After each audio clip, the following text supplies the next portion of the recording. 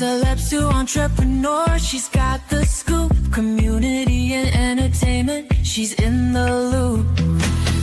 Every smile a burst of velvet light. Through the screen she shines so bright.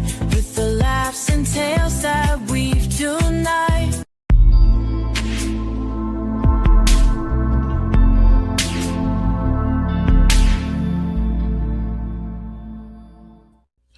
Well, welcome to another episode of SKST Radio, and you tuned into the Cammie Grayson Show, and I'm Cammie Grayson, and I have, I don't know how to describe this guy here. He is my first cousin, right? But he's also like my brother cousin, but he's also the Reverend Dr. Donald Wilson Jr., my first cousin. Don, welcome to the show. Thank you for welcoming me. Fantastic to be here. Well, I am so glad you're here. Man, let me tell you something.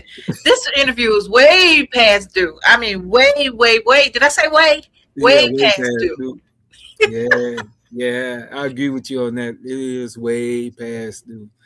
Oh, my goodness.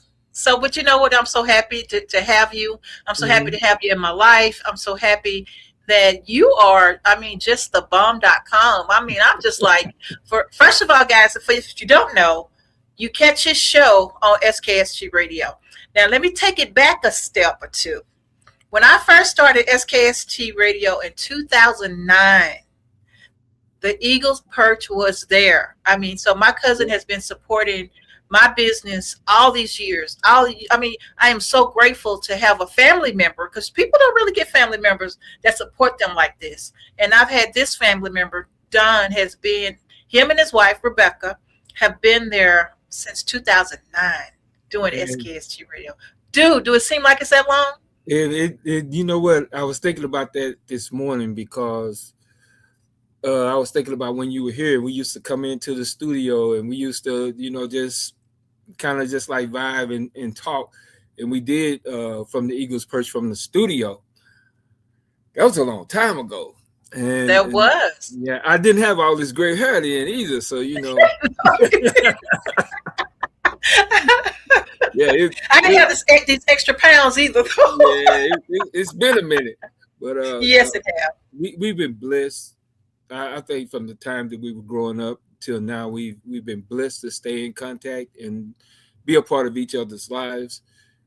I think God has just arranged where we were, and I'm grateful for our grandparents, because they kept us together. They were like glue. They stuck us together. Yes. And they weren't perfect. Now, don't ever get me wrong on that. Right. But they made sure that we knew each other. And that we became a part of each other's lives. Not that glue didn't work for everybody, but it worked for some of us, and that's a beautiful thing. Yeah, it is. Absolutely. So tell us a little bit about who you are and what you do right now.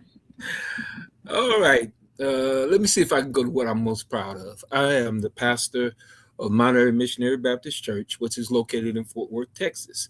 I also work for General Motors here in Arlington, Texas. I basically, I work in the materials area, but what God has blessed me with is an awesome church. It is, how can I say it? It's a church where the discipline and the thought that God would have for it, it is meant to be there. We are a church that truly cares about your soul. We are a church that does everything that God says do. We're going to walk that path always. We follow the word. We preach the word. We don't give you our opinion. We just say it's what thus says the Lord. And that's the way it should be. Every church should be set up to only deliver God's word, and just God's word, not your opinion, but what thus says the Lord. Absolutely. So I'm excited. I don't know if anybody could tell it. I'm more excited for this interview. As Cam said, it's been a long time coming. Yeah. I'm excited for a lot of different ways, because my cousin has been, she's been an awesome inspiration. It comes times when we both need to talk to each other, and we just inspire and encourage each other to keep on moving in higher ground. I think that the one thing that most people don't really know about me is that I have a doctorate in Black historical sciences and I teach Black history. And it is an intriguing history of our people. It doesn't begin with slavery. Civil rights is not the only thing that we could talk about. Our history is deeper than anyone's history upon this earth. We could go back to the time of biblical history and relate our history back to that time frame. So when we start talking about Black history, we're talking about a history of a people. And a lot of people don't know that whole history. They only know what is being taught here and what is being implemented here in America and being said about Americans. Most people, they know Dr. Martin Luther King, they don't know anybody else. See, you don't know that we have a scientist that was here that's from New Orleans that discovered how to process sugar, and his name is Rios. But they don't know that it was a cook that was here that made the first potato chips. It was a Black man who actually made that particular invention by mistake, because what happened was he had a person who was complaining about the potatoes that were being cooked in the restaurant when what he was, and then he went and sliced them real thinner, put them in grease, and that was the invention of the potato chip. A lot of us don't really understand that and know that. Uh, we don't really know our history. We don't know about the inventors. We don't know about those that came and all of the things that they've invented. But if I tell you that there will be no convenience in America if it had not been for our people with the hot comb, the ironing board, the telephone, the light, the computer, the cell phone, the air conditioner, the what we call central air and heat, what we call the light bulb filament. We don't even realize that the effect and the impact that we had upon American life, and not only American life, but you think about what we've done all around the world. Do you not know that they wouldn't have been able to send a flight into space if it hadn't have been for 10 Black women that were used Yeah, as human supercomputers to yeah, be able to track and find out how to, that we may be able to launch a ship into space? It took them to be able to track those numbers, and they made a film for that called Hidden Numbers. yeah, Because of those Black women, they were able to start the NASA program. A lot of us don't realize how deep that history goes. We don't realize of how deep the church's history goes in American history, because the church has always been there. The church has always been a factor in how that history goes and how it's partaken. The church has always been.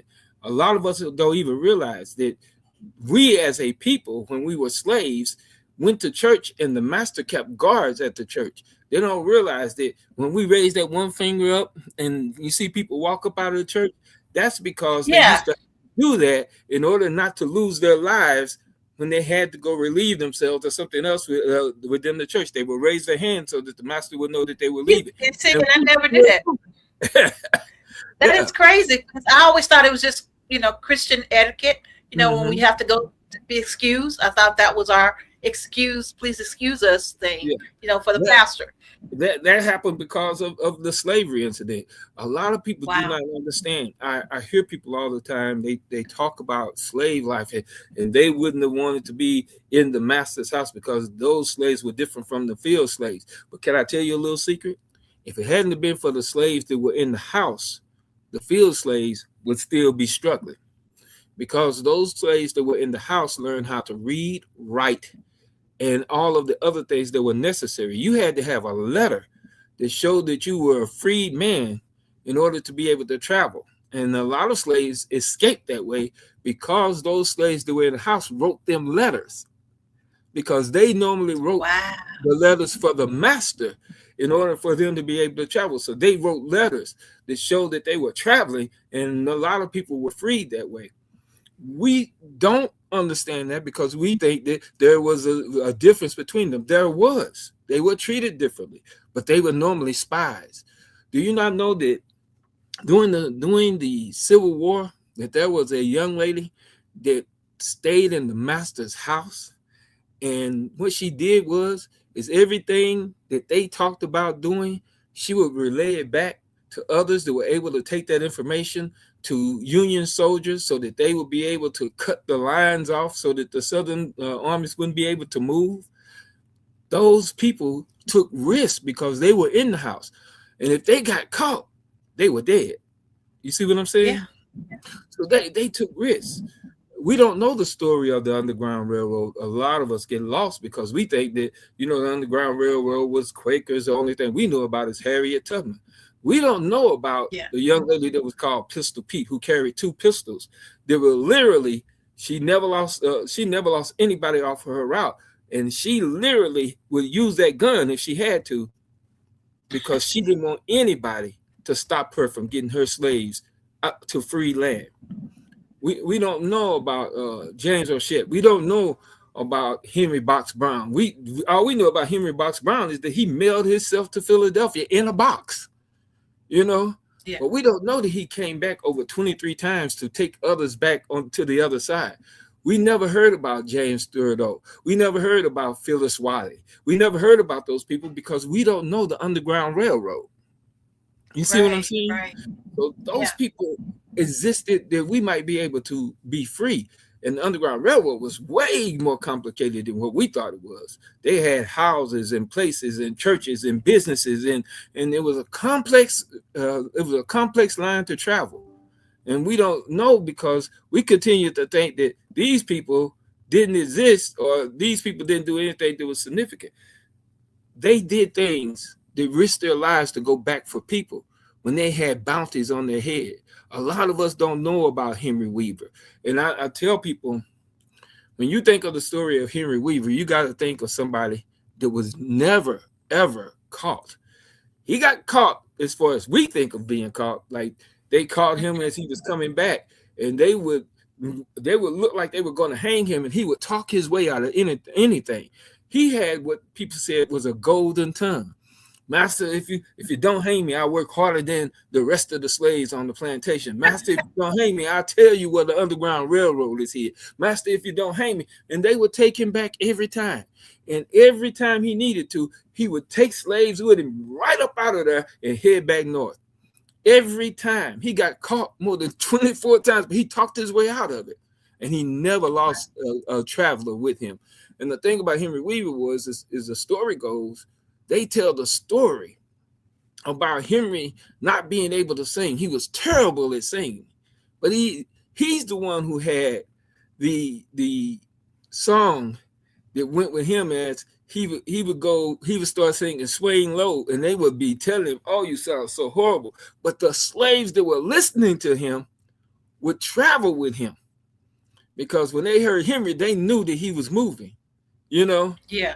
He couldn't sing, but they knew he was moving, and Henry would travel, and he would just keep traveling. I think it was one of the stories where they were in the evening, and he was on the plantation, and they would send in him back, and they were watching him, and Henry said, "Myself, I want to just work just a little bit longer," and he kept about 7 or 8 slaves with him. They worked just a little bit longer, and when the sun started going down, they moved through the fields and went out the back way, And while the master was waiting on them to come back, you could hear Henry singing, and he was singing Swing Low, and the master was listening, but they were going out the back.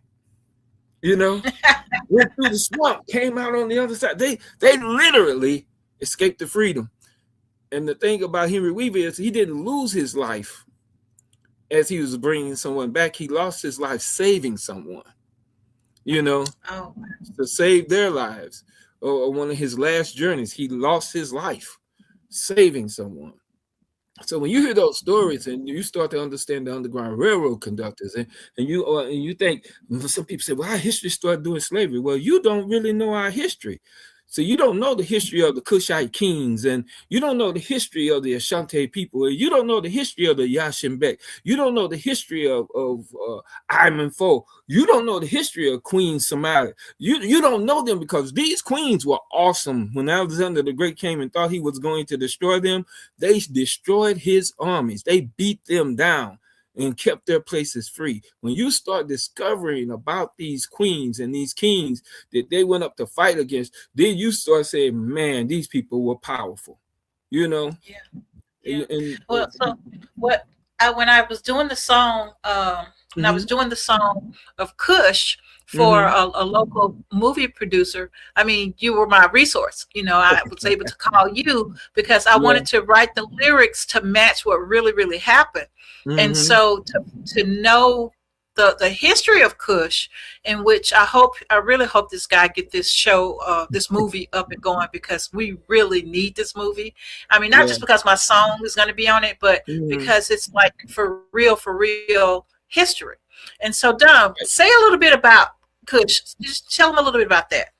All right. What people don't really realize about Cush is you have to understand something. The Bible speaks of the kingdom of Cush.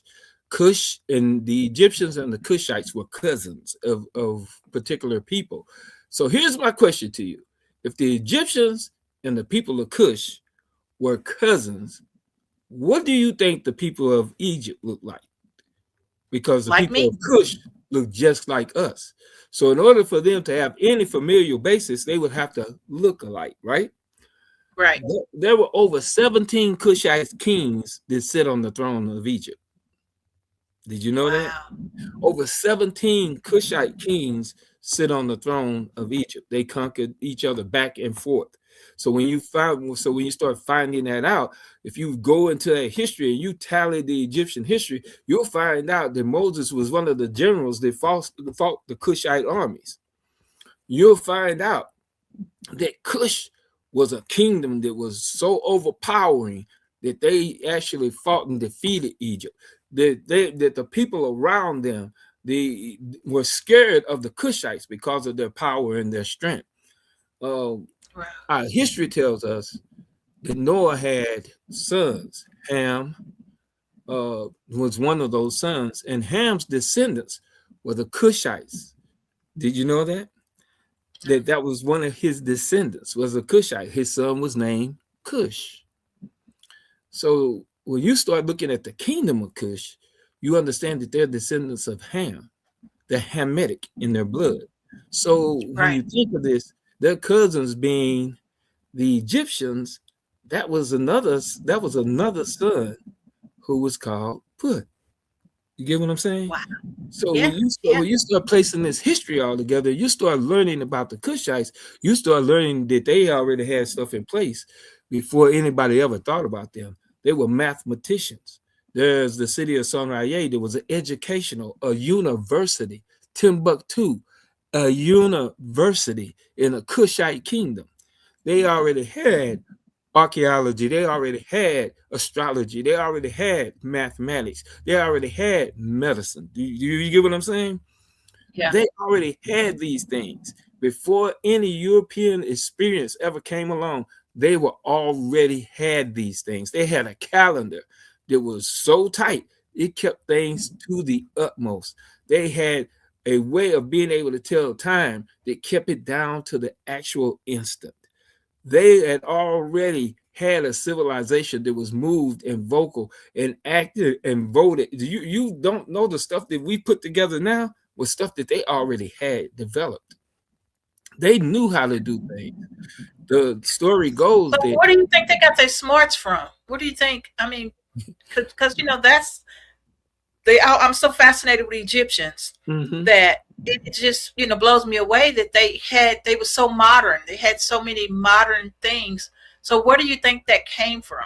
Well, really, when you really think about this, these are descendants of Noah, and who is a descendant of Abraham himself. You got to understand that all of their knowledge, all of their understanding came from God himself. Even though you find out that when you look at the Egyptians, they worship another God. That means their people actually strayed away from what Abraham was taught.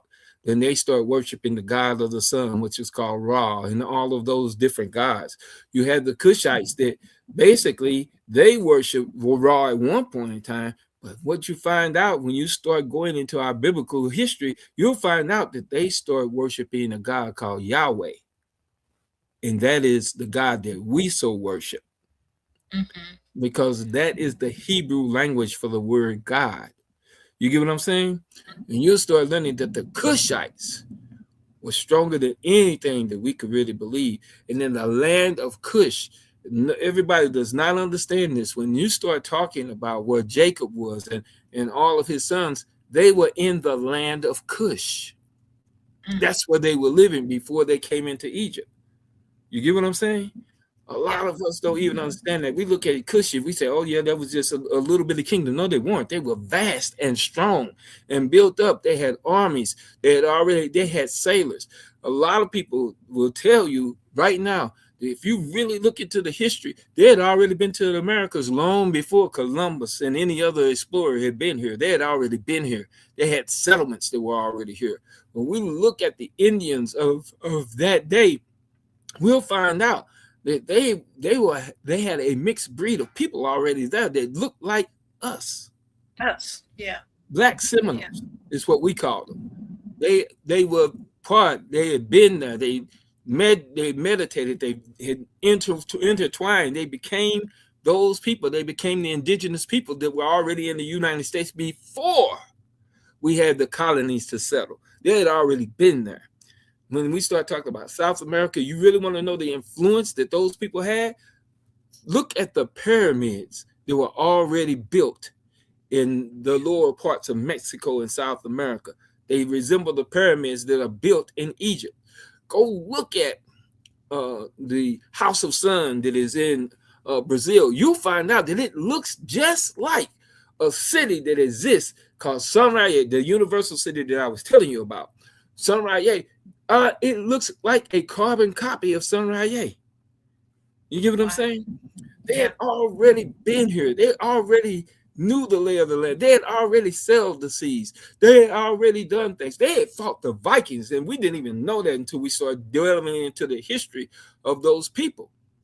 So when we start talking about that, those Cushite kingdoms that people talk about, one of them is Phoenician. You get what I'm saying?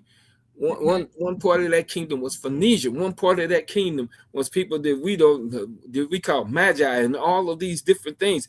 Do you not know that it is the same Hamitic people that battled and fought in Spain and conquered? These same Hamitic people that went about. You remember the story of Hannibal? You'll find out that Hannibal basically almost ransacked Europe as he was coming through, going to battle, through all of his defeats and all of the things that he did to win battles and all these things, riding in on elephants and things of that nature. If you know the story of Hannibal, you remember that he was conquering Europe, defeating it.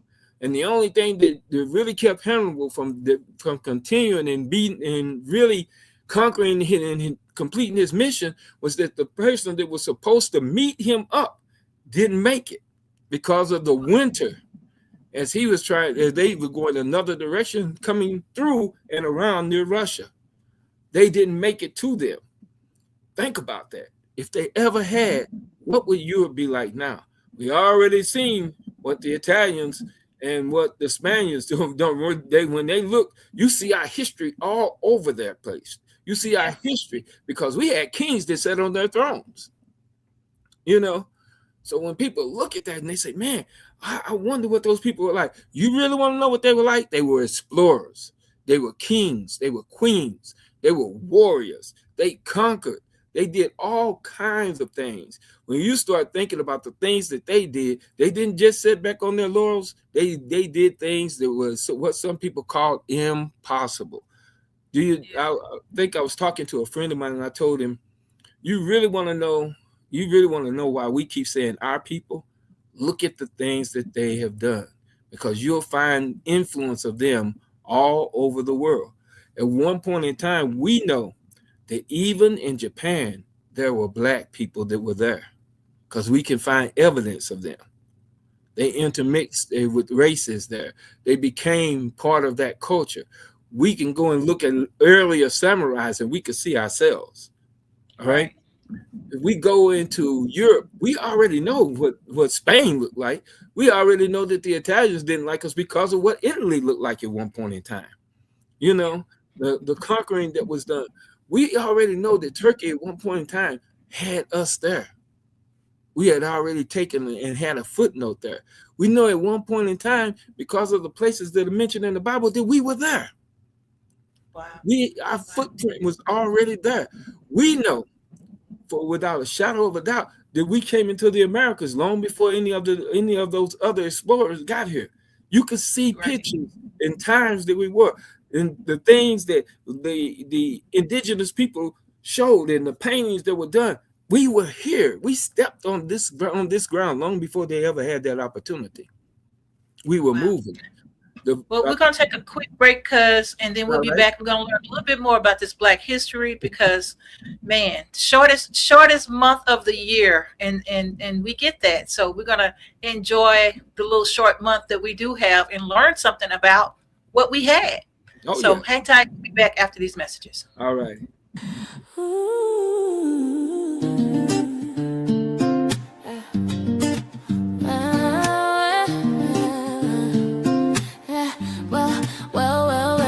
For giving, thanks for love, shining light from heaven above. We lift each voice, we rise and sing for the joy this season brings. The coming Grayson show, it's time to shine. Hope and healing, stories divine. Tune in now, let your spirit glow. Thanks for giving, let the whole world know.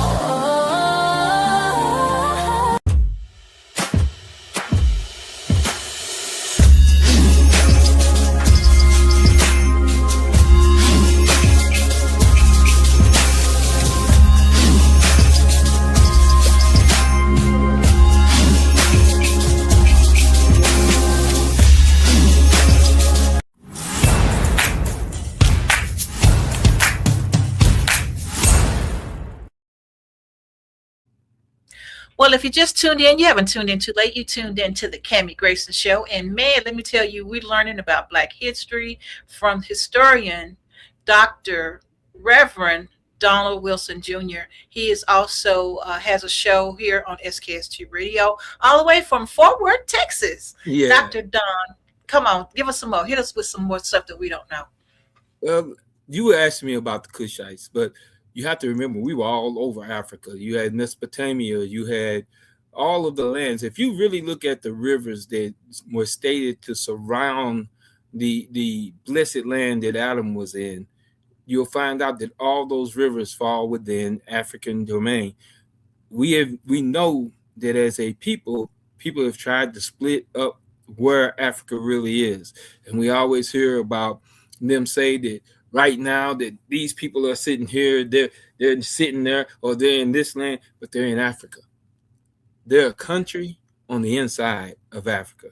Iran, a country on the inside of Africa. When we start looking at these places, we then start understanding that these people at one point in time look like us. You see what I'm saying? Mm-hmm. They are descendants of people around and in that area. In this world, what we find out is that we are the only people that really don't know our history. We're the only people that have no idea of who we really are or what we're really all about. I think I said it before. We have no idea. Why do you think that, though, Dr. Don? Why do you think that? You think they're embarrassed behind their background, or they just don't care, or they say Black people don't read? Is that part of it? Well, I think some of it is miseducation. It's not taught in our schools, so we don't factor in it's not an educational piece that's taken care of in our schools. The other part is when the older people were trying to tell us history, we didn't want to hear it, because all we heard about was slavery. Then that's where we thought our history came from. A lot of us, you hear people say, well, I don't want to think about what happened in the past. I'm just living for today. Well, if you don't know your past, you don't know where you're going. The true part about history and what is a biblical principle is if you don't know where you've been, you'll never know where you're going. So we have to learn who we are or who we were in order to know who we really are and what we are going to become. If we don't know our history, sooner or later somebody can change it, and we find ourselves locked out and thinking that we're nothing and nobody. A lot of us don't realize that some of the kings that sat up on the throne in England were us. We don't realize that when we go to Ireland, those people that they were calling leprechauns were actually pygmy people. And guess what? They were black. We don't understand that or know that.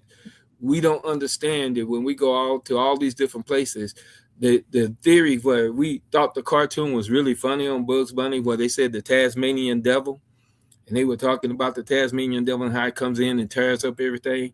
A lot of us don't even realize that the Tasmanian devil, where they got that from, was from the people of Tasmania. The people of Tasmania were black, short pygmies. You get what I'm saying?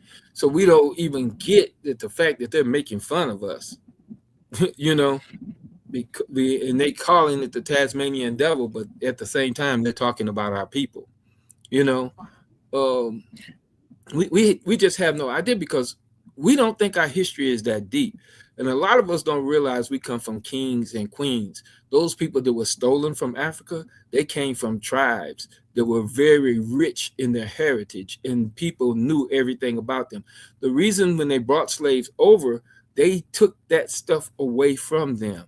They beat it out of a lot of people to take that away. They didn't want them speaking their own language. They didn't want them telling their history. They didn't want them telling their stories. Now, slaves got away with it because they did tell the stories of their people. They did it at night. They did it in encampments. They did it when they were singing songs.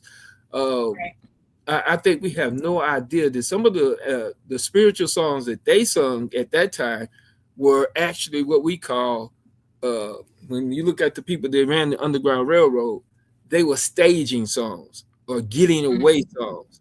You know, Down by the River, that's a song that tells you where to get to so that you might be able to get free. Swinging Sweet Chariot, that talked about the train that was going to take you away. When they had signal songs, as we call them, and there were quite a few, but each of the Underground Railroad conductors had a different signal song. A lot of us didn't even know that. We had no idea. How did people know who they were? They sang their signal song. You know what I mean? Yeah. People heard that, and they knew that that was their time to get on the train. I think there was a song called "This Train." You know, you heard "Going Down Moses," right? You heard those songs because they were signal songs. They were the songs that told the slaves the train is taking off. You know, so when you start talking to people and you start learning things and you start listening to the people that got to Canada and got themselves free, and they were telling the stories of their forefathers and their parents and how they got to what they called a freedom land. You know, you hear the stories of the people that got up north, and when they got north, they start coming back so that they can save their families and things of that nature.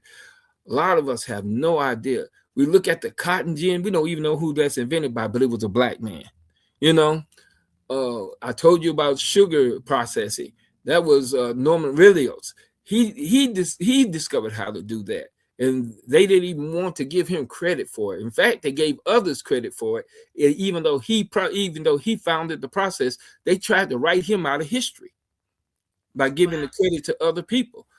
We don't even realize that the people who rode the earliest stagecoaches that drove those coaches from the east to the west were black people. Stagecoach Mary. We don't even realize that she rode a stagecoach. She carried the U.S. mail. She was famous for that. She had several guns, and she never lost was late on her mail. We look at things, and we look at Wells Fargo. Wells Fargo at one point in time, that was a carrier. They not only carried for the bank, but they carried for a system of getting things in different places. And a lot of the people that took on that work were black people. We watched this movie, The Harder They Fall. Do you not know that every character that they used was actually a real person? It was a real person from our history. Every character they used at some point in time existed. They didn't all exist together, but at some point in time in history, they existed. Nat Love, famous gunfighter. We don't realize that they had different names for Nat Love. They call him Dead Eye Dick. They call him the the Deadwood Killer. He is the man. John Wesley Hardin was probably one of the most famous gunslingers in the West, and he actually outdrew John Wesley Hardin and killed him in the city of Deadwood. We don't even realize that those were real people. They were cowboys, and we don't know that they had black cowboys. We never even thought. Yeah, I was about to say that a lot of people didn't even know that we had black cowboys at all. They thought there was a fad going on with the boots and all that, but no, it was real cowboys. Yeah, all those people existed at one point in time. They all exist. When we start hearing of the stories about the Lone Ranger, you remember they showed the Lone Ranger, Hi-Ho Silver, and all that stuff. That's based on a black man who I did not know lost a president. He always got his man. That was based on a black man. The whole getup, the white horse, all of that. He was one of the first Black Rangers, and I'm sorry, his name actually skips my mind at the moment. I'm trying to tell you a lot about their history, but he is, and they made a movie about him, and I think that movie is called Hotter Than Hell. It is a movie about him and his exploits and the things they did, and they made a couple of series about him because of what he did and what he was able to do. He was the one who the Lone Ranger was actually based on, all the way down to Tonto and all of that. Now you have to remember something: Indians didn't befriend white people at that point in time. I'm sorry, just to say it that way. They did not. They didn't trust them, but they trusted us. You get what I'm saying? Yeah, I get it. So at this point in time, we had a lot. A lot of us don't even know about Buffalo Soldiers. We have no idea who the Buffalo Soldiers really were. But let me give you a piece of that history also, because when you start looking at the Buffalo Soldiers themselves, their original intent was to go in and capture the Indian territory, to go into battles with the Indians. That's what the Buffalo Soldiers' real intent was. But then there came a time where we had the Mexican-American War and all that. And do you remember when they were talking about Teddy Roosevelt going up San Juan Hill, and he went up with the soldiers that he had in the beginning, and they were beaten? No. And the next time that he came, he brought a troop of, they call it Negro soldiers, but they were black soldiers that went back with him the second time, and they won the Battle of San Juan. Wow. Though we don't really know that history. We don't really subject it. When they had the battle in World War I, I believe it was World War I, and in World War II, where they were in the winter in the snow, they would use and try to use the Caucasian soldiers to go across the snow, but they would end up getting picked off every time. But for some reason, when they used the African American soldier, they wouldn't get picked off. They never saw them coming in the snow. A lot of people don't even know about that. Wow. These soldiers were so tough. When we start thinking about our heroics, a lot of us don't even realize the things that were happening or went on. We don't even realize that the Tuskegee Airmen, they never lost a battle. They always completed their mission. And they didn't lose many fighters. Wow. Now, they lost some, but they didn't lose many. You get what I'm saying? And they were people that they did not want to fight. They didn't want them to go into flight school. They didn't want them to be progressive. They said they could do it without them, but they always protected them. Got to the point where ships were actually saying, "We'll do it, but you got to send the Red Tails, the Tuskegee Airmen, with us." You know, you got to send them with us. Yeah, we'll do it, but you got to send them. You know, so. When you hear the exploits, do you not remember the exploits at Pearl Harbor, or a black man who had been a kitchen mate, he had never really operated a gun. As they were being attacked, he got on the ship and he shot down aircraft. And he was a hero at that time. What we don't realize is the exploits that we had in heroism, the exploits that we had in all of the things. People have talked about the person who went up and was the first one to plant a flag up on the North Pole. You give him credit, but then you forget about Matthew Henson, because he was literally the first man to ever touch the North Pole. We forget about him. So let's speed it up to today's time, Mm-hmm. Dr. Wilson. Let's speed it up to today's time. So we have witnessed a historical moment by having an African American president, a black president. And That's interesting. what do you I'm gonna think? hit you with that. Huh? I'm gonna hit you with that in a few minutes. Yeah. So the people now are looking back to him because of what's going on, right? Mm-hmm. You know, he Right. served his term, and he is pretty much stepped down, right? So now I see, on social media, there are a lot of comparison, right? Right. Our current is trying to compare to, or appear to trying to compare themselves to our Black history presidential elected person. So, Mm-hmm. what do you think the outcome can come now, because he's already served his 2 terms, so we can't get him back as president. Well, So, what do you think? How do you think that's going to look in the books? well, here's a very interesting point that people are exploring. Our current president is trying to reverse the third term issue of moratorium. A lot of people don't realize that the reason that presidents can't serve more than 2 terms is because of another president that actually served 4, and that's Franklin Delano Roosevelt. And because he did that, this United States didn't want anybody to be able to monopolize their state as a president. So they cut it and stopped it at 2 terms. Our current president wants to take it further so that he could stay in office. Here's the problem. If you do that, you open it up. You open it up for Obama to go again. You open it up for Clinton. He's still alive. You get what I'm saying? Mm-hmm. All right. And he doesn't want to do that because he wants to make sure they don't have the opportunity.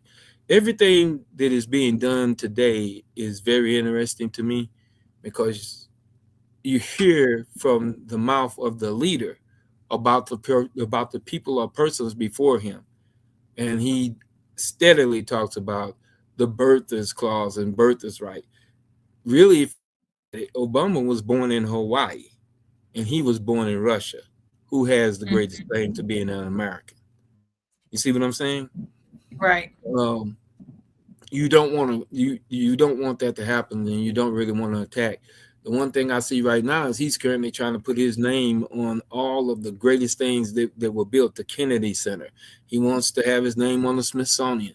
He's already destroyed and implemented building on the White House in the East Wing, but supposedly a wing that none of the presidents before him would touch because of its historical nature. Uh, Right. you see a lot of things, and this current regime, you see an attack on all of the things that were achieved by those who fought in the civil rights. It's an attack on voters' rights. It's an attack on, they say, DEI, which is part of the civil rights that were obtained, the ability to at least have an opportunity to be interviewed. You see what I'm saying?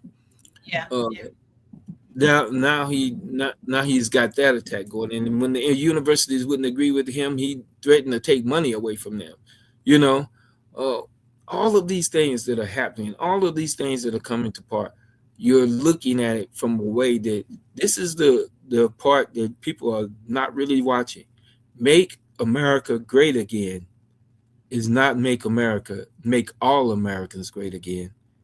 It's to make a certain specific people great again. Yeah. Change things back to the way they were. That's what make America great again means. Get things back to where they were. Get people to where they were. They're actually having people and claim that there was reverse racism done in the workplace. Reverse this and reverse that. Do you know how far that puts back all of those things that we fought for in the civil rights movement? Yeah. You see Yeah. all of these things happening, and we see a people that is really not paying attention because they did this after the people that are my age got older. You get what Yeah. I'm saying? Yeah. because you couldn't do it before then because those people would stand up and fight. Now you have a younger generation that thinks that they're deserving of certain things or they have certain things and they're not looking at the rights away from them. Right. And, Uh, they probably don't even care. It goes back to that. but they got a lot of they Illiterate got to the whole certain things situation. distracting them. They're being distracted by other things.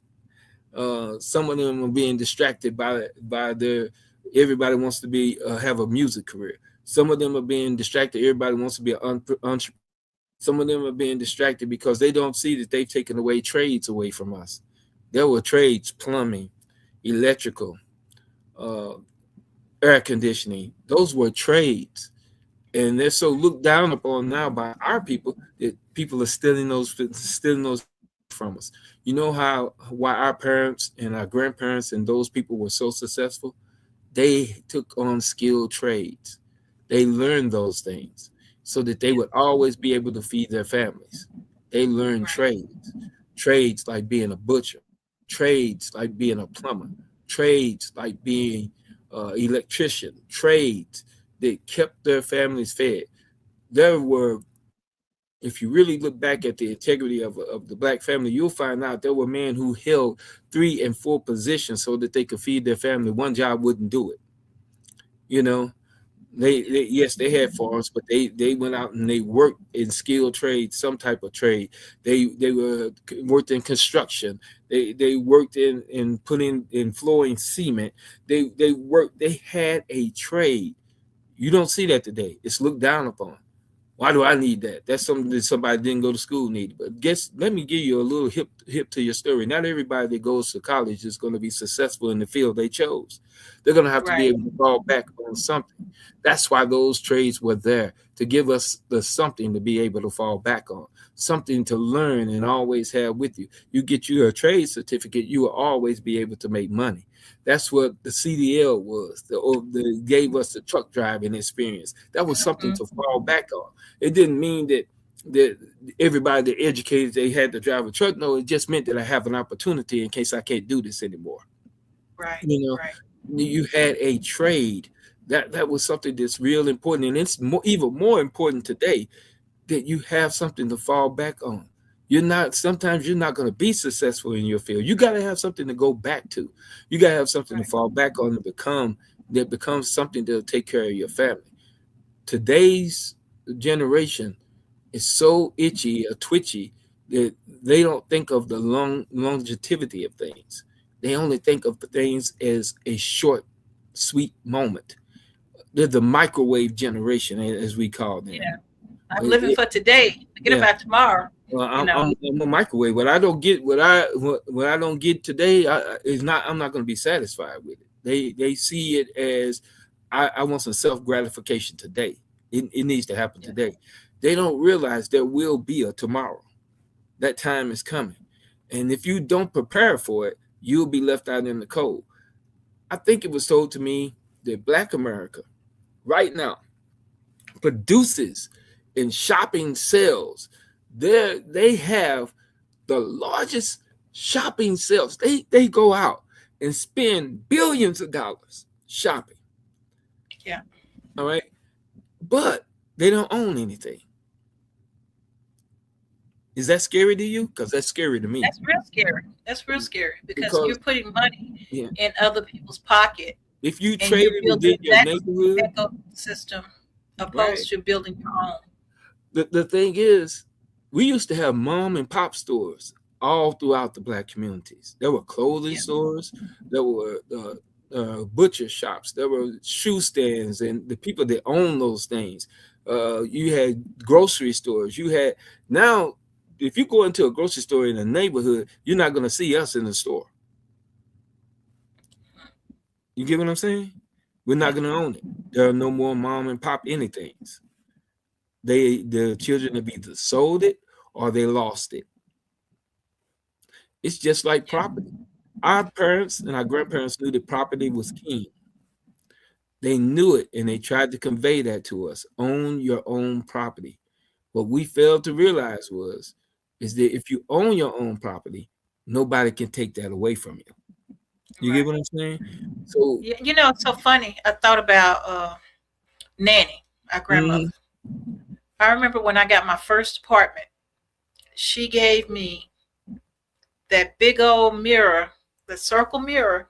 That I believe that was Mama Lena's mirror. Yeah. And she gave me that bedroom suit. And that big circle mirror was like old and ugly to me. I appreciated it, but it was, you know what I'm saying? It wasn't, you know, I wanted modern stuff, right? It wasn't something you wanted. Yeah, I got you. Yeah, it was, you know, I didn't take the value of it. And I remember her being so hurt when I got rid of it. She was so hurt. She said that was an antique mirror. And if you held on to it. Well, she said dresser. She said it was an antique dresser. Right. And she said if you didn't want it, she gave it back to us. And I did not know, you know, because she never told, you know, she never really, I mean, you can look at it and tell it was antique because it was old to me, you know. And it wasn't torn up or anything like that. It just wasn't modern. You know, back in those days, they had the black lacquer with the gold and the cats on it and all that stuff. I wanted some new stuff, you know. And so, but yeah, and I didn't value that. I didn't value that. But you never thought about the fact that you could have took the antique furniture and went and just renewed it, and it would look like the other furniture. Yeah. Wish I had it today. Yeah, you know, we never thought about that we could do that, because if we had those trays that I was talking about, we would have known how to make old things new. You get what I'm saying? Yeah. The interesting part about it is now if you look at other cultures, if you look at the Hispanic culture, the Asian culture, and all of these cultures, they took something from our culture and started to use it, and we no longer use it anymore. If you look at Hispanic cultures, and if it comes to a point of somebody needing a helping hand, they'll take that family into their houses, let that family stay with them until they're able to afford to get a house of their own. They can live together. They can do things of that nature. That used to be us at one point in time in our history, but it's no longer us. Well, I love that about my Hispanic sisters and brothers, because at the end of the day, they still do it. They still help. They're still there for you. They took that. They use it. It's something that works, and it is. See, we forget that every hand needs to be able to pull somebody up, because that's what it was all about. When you looked at how people got moving, look at Madam C.J. Walker. She taught others how to do what she did. She pulled people up. You look at Booker T. Washington. You look at W.E.B. Du Bois. You look at Edwin Boykins. You look at all of these people that we thought were great at one time. They pulled somebody else up. You get what I'm saying? We look at Martin Luther King as being the leader of the SCLC, the leader of the Civil Rights Movement. But he was pulling other people up. Jesse Jackson. All of those people, Abernathy, Jordan, he was pulling people up. Andrew Young, you see what I'm saying? And Whitney Young did the same thing. And you look at Harold Johnson, and you look, all of these leaders, they pulled people up, and they gave them an opportunity. And because they gave them an opportunity, they got better and better. I love the story that I heard about Denzel Washington going back to his school and pulling others up along the way and making sure that they had an opportunity to be an actor or whatever their desire to be. Going back and pulling people up. Bill Cosby using his money to make sure that HBCUs gave scholarships to people that made them deserve it to be elevated, so that they might have an opportunity to pull others up along the way. When you hear about things like that, you get excited, because you used to understand that that's a part of our history. We saw a movie, it's been a while, maybe 10, 11 years ago, called Pay It Forward. The concept is I'm going to do something for you, and I don't want anything for it. I just want you to do something for somebody else. Someone else. Yeah. And I'm a firm believer of that too, because that concept didn't start with them. That concept started, if you go back to history, it was improved within the history of the culture. If I do something for you, we bartered and traded. You see what I'm saying? If I did something for you, the only payback I really need from you is to do it for somebody else when they're in time of need. Pay it forward. Right. Do it that way, that we might be able to help each other.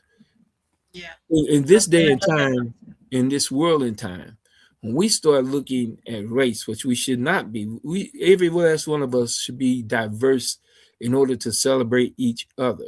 That's not a Yeah. party sometimes because you have racism that steps in. And racism is not a born with thing, it is a learned thing. Right. Right. And so if you really go back in biblical history, there was a point in time where they didn't talk about the color of one's skin.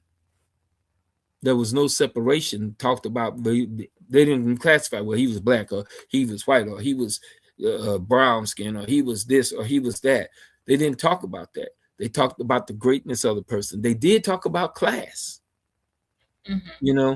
So when you look at things and you start understanding, those things evolved through history. Those things evolved because some people didn't want other people to have the same things that they had.